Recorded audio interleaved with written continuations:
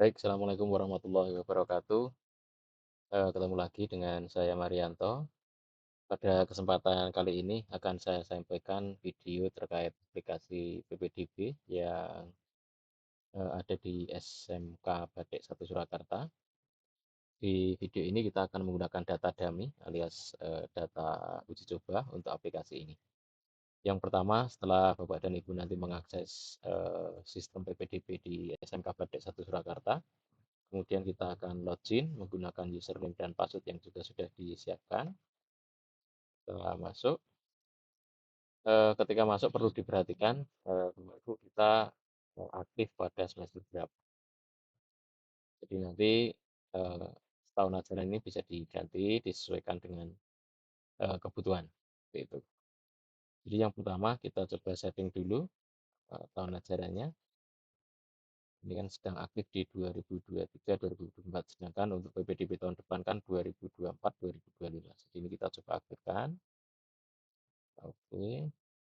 Oke, PPDB tahun ajaran 24-25 sudah aktif, maka seluruh data dan seluruh proses dari sistem ini sudah mengacu ke 2024-2025. Seperti itu, jadi mulai dari tahun ajaran, kita sudah statusnya sudah aktif, ini hanya sekali kita lakukan. Kemudian jurusan ini bisa kita tambahkan, misalnya jurusannya adalah teknik komputer jaringan. Kita simpan, kemudian misalnya desain komunikasi visual. Misalnya seperti itu. Nanti jurusan-jurusan yang lain bisa ditambahkan. Ini hanya sebagai contoh saja. Kemudian yang berikutnya ada jenis dokumen yang dipakai atau yang dijadikan syarat untuk pendaftaran di PPDB tahun ini. Kemudian juga ada jenis pembayaran yang bisa kita tambah dan ini sudah ada defaultnya juga. Nanti tinggal ditambahkan jika dibutuhkan. Kemudian setelah setting aplikasi ini selesai, Bapak dan Ibu bisa melanjutkan melakukan proses pendaftaran. Dari calon siswa kita bisa tambahkan, misalnya nomor pendaftarannya adalah 24001. Ini SN-nya, misalnya ini. Kemudian nama lengkapnya misalnya Bambang, jenis kelaminnya laki-laki, kemudian tempat lahirnya Solo, misalnya ini lahir tanggal, coba dia lahir tanggal 2002 misalnya ya. Baru saja ini 2002, kemudian bulannya Januari, tanggalnya 31.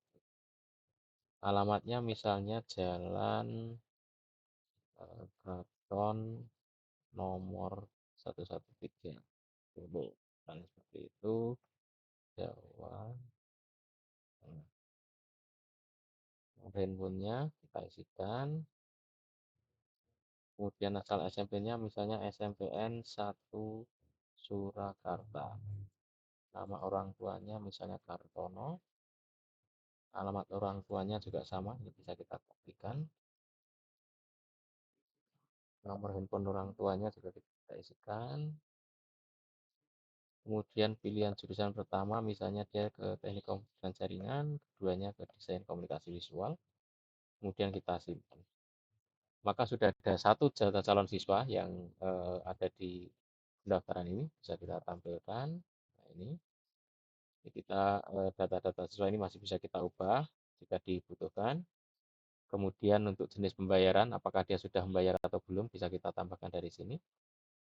Kemudian persyaratan juga bisa kita tambahkan, misalnya persyaratan tadi tanggal ini dia sudah melakukan pengumpulan pas foto.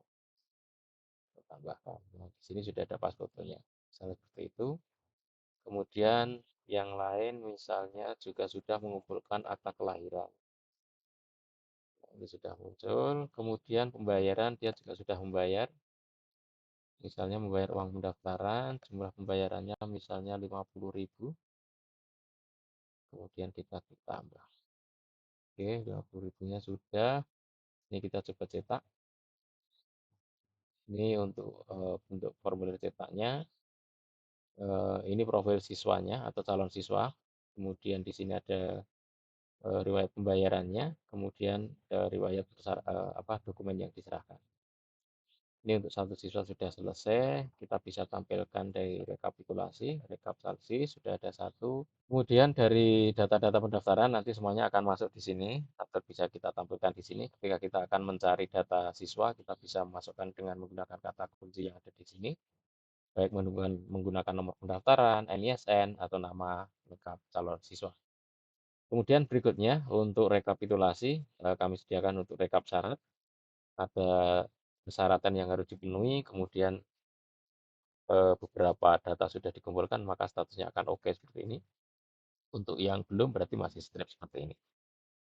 Kemudian pembayaran akan muncul seperti ini. Pembayaran sudah oke, untuk pendaftaran DPP-nya belum.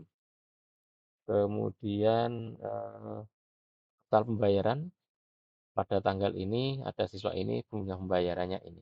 Ini juga bisa kita download ke dalam MS Excel sehingga secara real time data ini bisa dimonitor. Seperti itu kurang lebihnya. Kemudian aplikasi ini juga masih sangat memungkinkan untuk diupdate atau ditingkatkan fungsi ataupun report yang dibutuhkan nanti disesuaikan dengan kebutuhan di sekolah. Terima kasih. Assalamualaikum warahmatullahi wabarakatuh.